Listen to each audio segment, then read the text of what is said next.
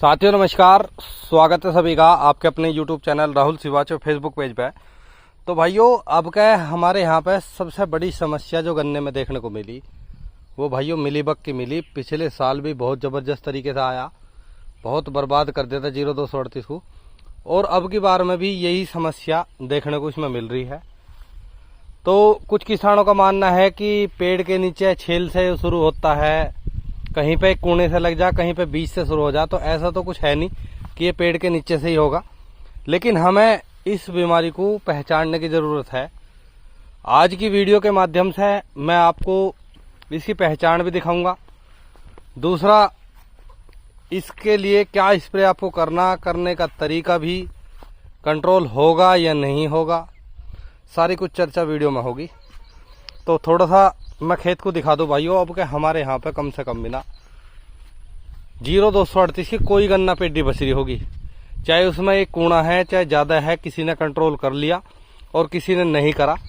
आज जो मैं दवाई और प्रैक्टिकल बता रहा हूँ, कई किसानों के फ़ोन भी आए और वो करके भी देखा गया। इस दवाई का रिजल्ट तो है, लेकिन स्प्रे करने का तरीका होना चाहिए सही। तो सबसे पहले तो मैं आपको इसकी पहचान बता दूं, ये किस तरीके से खेत के कूड़े से भाइयों शुरू होगा। और इसमें ये जो है पत्तियों के बीच में ये देख रहे हैं आप, सफेद सफेद सा, ये फंगस जनित रोग है, फंगस की शुरुआत होती है। और ये जो आप पत्ते छुटाओगे उसमें सफेद सफेद है पाउडर सा, ठीक है जी। अगर आपने गन्ने में ऊपर स्प्रे कर दिया और वहां तक नहीं गया तो इसमें कुछ नहीं होता, ये जू का तो बच जाता है और इस पौवे से दूसरे पौवे में, तीसरे पौवे में इस तरीके से बढ़ता है। हवा के साथ में भी फंगस के सारे रोग बहुत तेजी से फैल रहे हैं। तो ये देखो जी, पत्ती उतार के मैं तो आपको दिखा रहा थोड़ा सा। ये देखो जी, ये सफेद सफेद चूर्ण सा इस तरीके का रहता है और पौवे की कंडीशन जो है इस तरीके की गड़ जाती है। फिर तो हमें करना क्या है, मैं थोड़ा सा दिखा दूं आपको। इसमें जो है गन्ने की पत्ती छुटानी ऊपर तक। ये देखो जी, पत्ती ऊपर तक छुट गई, हमारा गन्ना पौधा क्लियर हो गया ऊपर तक। तो ऊपर से नीचे तक ये हमें स्प्रे से धुलाई करनी इसकी बढ़िया तरीके से। जितने एरिया में आ रहा उसका थोड़ा सा एरिया और बढ़ा लो, उतने में इसका स्प्रे करना। और स्प्रे में भी पोआ पूरी तरीके से तर हो जाना चाहिए, मतलब धुलाई होकर सफेद सफेद सा चूर्ण नहीं बचना चाहिए, ठीक है जी। तो एक तो आपको गन्ने के पत्ते उतारने पड़े, देखो इसमें भी शुरुआत होगी थोड़ी थोड़ी। ये देख लो जी, पूरी के माध्यम से आपको दिख भी रहा होगा। ये तो बहुत भयंकर बीमारी है 0238 की। तो इसका सही तरीका सबसे अच्छा सिर्फ यही है कि इसकी रोकथाम हो सके, आगे खेत में बढ़ने से फैल सके। बाकी गन्ने में अब इस समय पे चौथी वे की खूब सफ़ेद मक्खियाँ दिखाई दे रही। तो जो अपना पछेता गन्ना है उसमें आप स्प्रे जरूर करें। गन्ना पेडी में जिसमें बढ़वार ले ली पूरी, उसमें तो इतना नुकसान नहीं होगा क्योंकि ये मक्खी अंडे ज़्यादातर नीचे देगी।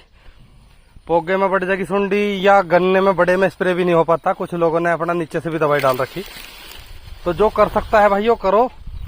बाकी का यही सुझाव है कि पछेती जो घमों के बाद की गन्ना बुआई है उसमें इस समय पे जरूर स्प्रे करें फंगीसाइड के साथ कीटनाशक का, ठीक है जी। बाकी आज मैं आपको जो दवाई बताऊंगा अब वो है भाइयों इमीडा क्लोरोपिड। घोल की मात्रा बताऊंगा 250 ml, यानी कि पर ml पर लीटर, यानी कि 250 ml अगर आप लोगे तो 250 ही लीटर पानी में उसका घोल बन सके। और आपको गन्ने में जो है उसे बिल्कुल बढ़िया तरीके से तर करना, ऊपर से नीचे तक भिगोना। और जहाँ पे ये आ गया मिलीबग, उस ठेक की आपको पूरी के पूरी की पत्ती उतारनी है। यहाँ किसान ने जो खेत में आपको दिखा रहा, इसमें पत्ती नहीं उतारी थी, स्प्रे जरूर करा लेकिन रिजल्ट नहीं आया। हमारे यहाँ बारिश भी ठीक ठाक हो रही, बारिश से बाद में ये पौवे इस वजह से चल जा क्योंकि बारिश से पानी पत्तियों में भर भर के वो संक्रमण पर प्रभाव पड़ जा फिर भी, और आगे रोग बढ़ने से बच जा। लेकिन खेत के खेत बैठा दिए, बहुत भारी नुकसान है। तो एक 0238 से भाइयों परहेज भी करें।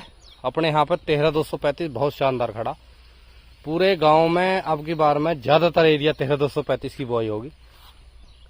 और उसके विकल्प में एक वैरायटी और भी है, उत्पादन तो इतना ज़्यादा नहीं देने की, काफ़ी पुरानी वैरायटी है 0118, ठीक है, जिसकी गन्ना पेडी में बहुत बड़ी समस्या है। और 50 तक का एवरेज, 60 तक का, 65 तक का वो दे दे ठीक ठाक अगर उसकी केयर हो जा। तो दोनों वैरायटी मैंने बता दी। बाकी की पास वैरायटी आने में अभी कई मतलब 4 वैरायटी तो अभी पास हुई कल हाल फिलहाल में ही। उससे पहले 16,202 और 18,231 पास हुई है। शाहजहानपुर की 18,231 और लखनऊ की कोलक 16,202 पास हुई। और अभी करनाल संस्थान से भी 4 वैरायटी कल पास हुई है। तो वे वैरायटी तो आपको धीरे धीरे मिली जाएगी। बाकी का विकल्प में अपना 13,235 की बुआई करें। और आज काफ़ी भाइयों के फ़ोन भी आ रहे थे और मैं फ़ोन पर लगातार जानकारी दे रहा कि भाई इस तरीके से काम कर लो, लेकिन सोचा है कि वीडियो बना दी जाए इस टॉपिक पर। तो बाकी वीडियो अगर आपको पसंद आई तो कमेंट करके ज़रूर बताइए। इससे अलग भी भाइयों देखो कई दवाई है, लेकिन इस दवाई का प्रैक्टिकल करके देख रखा थोड़ा सा। तो जैसे हम अब की बार में कोरल जी टर्मिनेटर दवाई लगा रहे, तो उनकी भी एक भाइयों राइनोएक्स के नाम से आती है, उस दवाई का भी अच्छा रिजल्ट है। उसमें भी कई साल्ट ऐसे अच्छे हैं जो इस रोग पर अच्छा काम करे।